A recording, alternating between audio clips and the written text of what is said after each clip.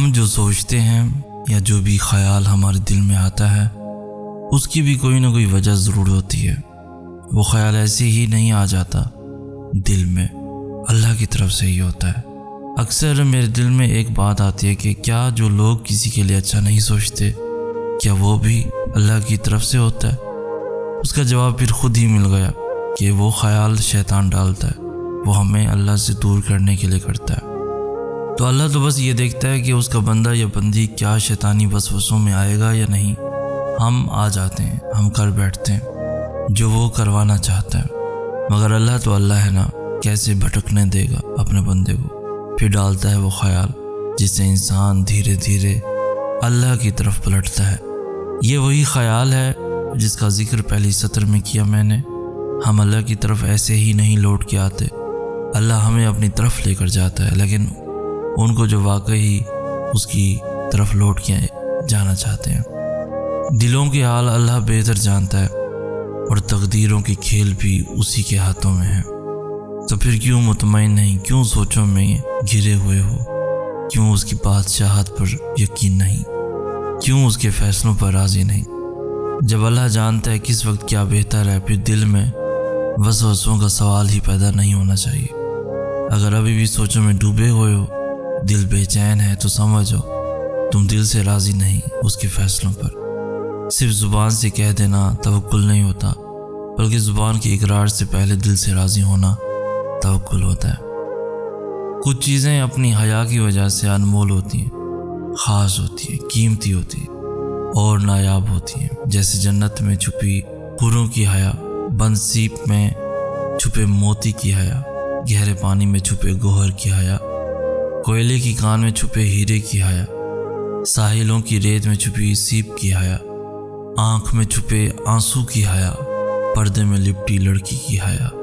ہم کہتے ہیں کہ اللہ تو ہم سے 70 ماؤں سے زیادہ پیار کرتا ہے نا، تو وہ ہمیں آزمائش ہی کیوں دیتا ہے؟ ہم کہتے ہیں کہ اللہ تو جانتا ہے کہ ہمیں کس چیز کی خواہش ہے، تو انتظار ہی کیوں کرواتا ہے، بن مانگے کیوں نہیں عطا کرتا؟ ارے ذرا یہ سوچو کہ اگر یہ معمولی سی آزمائش نہیں بھی آتی تو اللہ سے کیسے جڑ پاتے آپ؟ اگر دعا نہیں ہوتی تو اللہ سے ہم کلام کیسے ہو پاتے؟ اللہ پاک مختلف ذریعوں سے آزماتے ہیں، کبھی لے کر تو کبھی دے کر، لیکن یاد رکھیے گا آزماتے انہیں ہی ہیں جنہیں اپنے قرب سے نوازنا چاہتے ہیں۔ بعض اوقات ہماری زندگی میں ہمیں صرف اندھیرا اور تکلیف ہی نظر آتی ہے، ایک بے نام سی بے سکونی گھیرے رہتی ہے، آنکھیں بس نم رہتی ہیں۔ یاد رکھیں آپ تھک چکے ہیں، پر آپ کا رب نہیں تھکتا ہے۔ آپ کچھ نہیں کر سکتے ہیں، پر آپ کا رب سب کر سکتا ہے۔ یہ جو اندھیرا ہے نا، وہ رب اس کو روشنی بنانے پر قادر ہے۔ ہر تکلیف راحت کا مرہم لے کر آتی ہے، ہر اندھیرا روشنی لے کر آتا ہے، ہر مشکل آسانی لاتی ہے۔ زندگی جامد نہیں رہتی ہے، آج کچھ نہیں ہے کل سب ہوگا۔ صرف اپنے اللہ پر یقین رکھیں۔ نماز، قرآن، سیرت وہ ہیں جن کو تھام کر آپ اپنی گھٹن زدہ زندگی میں تازہ ہوا پیدا کر سکتے ہیں، اذیت کو راحت میں بدل سکتے ہیں، تکلیف کو آسانی میں بدل سکتے ہیں، اکتاہٹ کو سکون میں بدل سکتے ہیں، غم کو خوشی میں بدل سکتے ہیں۔ بس یہ بات مضبوطی سے پکڑ لیں کہ میرا اللہ ہر چیز پر قادر ہے۔ پر امید رہیں، اللہ سے امید لگائے رکھیں۔ اگر اللہ نے آپ کو آزمائش دی ہے تو اس کا مطلب یہ نہیں کہ اللہ آپ سے ناراض ہے یا آپ کو سزا دے رہا ہے۔ ارے آزمائش کا مطلب تو یہ ہے کہ اللہ نے تمہیں اپنی محبت کے لیے چن لیا ہے۔ آپ یہ کیوں نہیں سوچتے کہ اگر اللہ کو سزا ہی دینی ہوتی تو وہ پھر آزمائش سے نکالتا بھی کیوں؟ ہاں یہ بات سچ ہے، آزمائش میں ڈالنے والا اللہ ہے، تو آزمائش سے نکالنے والا بھی وہی رب ہے۔ آزمائش بظاہر تو ایک لفظ ہے، لیکن دراصل یہ رب سے جڑ جانے کا ذریعہ ہے۔ جان لو آزمائشیں وقتی ہوتی ہیں، جتنی جلدی آزمائش سے مایوس ہونے کے بجائے رب سے لو لگا لینا، اتنی جلدی آزمائش سے دستبردار بھی ہو جاؤ گے۔ ایک بات ہمیشہ یاد رکھو، ہزاروں مسائل کا ایک حل وہ ہے توکل۔ جہاں توکل ہو نا، وہاں شکوے نہیں ہوتے، جہاں توکل ہو وہاں دل کبھی بے سکون نہیں ہوتا۔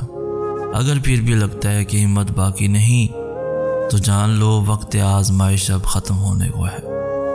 نہ جانے اس وقت کن کن لوگوں پر اللہ کی آزمائش ہو، لیکن یقین کرو ایک بار آزمائش سے ہارنے کے بجائے اٹھنا سیکھو، خود کو مضبوط کر کے سب کچھ اللہ پر چھوڑ کر دیکھو، حقیقت کو تسلیم کر کے اللہ کے کن پر یقین رکھ کر توکل کر کے دیکھ لو، پھر دیکھنا کیسے روح کے اندر تک سکون ہی سکون بھر جائے گا۔ اللہ کے سامنے جتنا چاہے رو لیں وہ بیزار نہیں ہوتا، وہ نہیں کہتا کہ تمہاری تو عادت ہے رونے کی چھوٹی چھوٹی باتوں پر، بلکہ اللہ کے سامنے رونے سے بہت سکون ملتا ہے، دل کا سارا بوجھ اتر جاتا ہے۔ وہ رب بڑا قدردان ہے، ان آنسوؤں کا اسے احساس ہے، اپنے بندے کے دکھ کا۔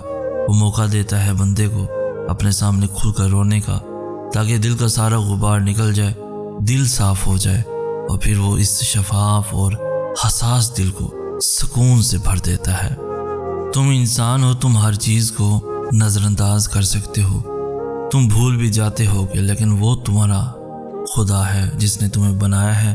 جو بھی تم کچھ کرتے ہو وہ اللہ کچھ بھی نظر انداز نہیں کرتا، اور وہ اللہ کچھ بھی بھولنے والا نہیں۔ زندگی میں مشکل لمحات آتے ہیں، بہت بار لگتا ہے کہ اب زندہ رہنے کے لیے کوئی وجہ باقی نہیں رہی، بہت بار اپنے تمہیں چھوڑ دیتے ہیں، بہت بار تم خود اپنی زندگی سے نفرت کرنے لگتے ہو۔ سنو، زندگی اگر گراتی ہے تو پھر سے چلنا بھی سکھاتی ہے۔ اگر تم زندہ ہو تو تمہاری زندگی میں بہتری کی امید باقی ہے۔ سنو، تنہا اگر تمہیں زندگی لگے تو اللہ کو تلاش کرنا، اور پھر تلاش کر کے دیکھنا اللہ تمہاری بیکار زندگی کو کیسے سنوار دیتا ہے۔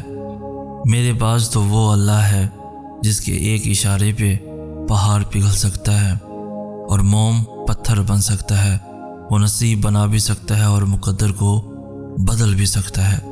اگر ایسا نہ ہوتا تو وہ کبھی انسان کو دعا سے آشنا نہ کرواتا، معجزوں کا علم نہ دیتا، اور میرا اسی رب پہ توکل ہے۔ میں زندگی کے سارے احساسات سے گزر چکا ہوں، مگر سب سے خوبصورت لازوال حقیقی احساس اللہ ہے۔ میں نے مختلف ترجیحات دیکھی ہیں، مگر سب سے خوبصورت اور برحق سکون امیز ترجیح اللہ ہے۔ محبت کی باتیں دعوے سنے ہیں، مگر حقیقی محبت اور باوفا صرف اللہ ہے۔ جب تم اللہ کو جاننے کی، اسے ڈھونڈنے کی تمنا کرتے ہو نا، تو اللہ تمہارا دل سکون ڈھونڈنے میں لگا دیتا ہے۔ ماتھا جب سجدے میں جائے نماز پر ٹکتا ہے تو آنکھیں بند کیے دل سے آواز آتی ہے، سبحان ربی العالی،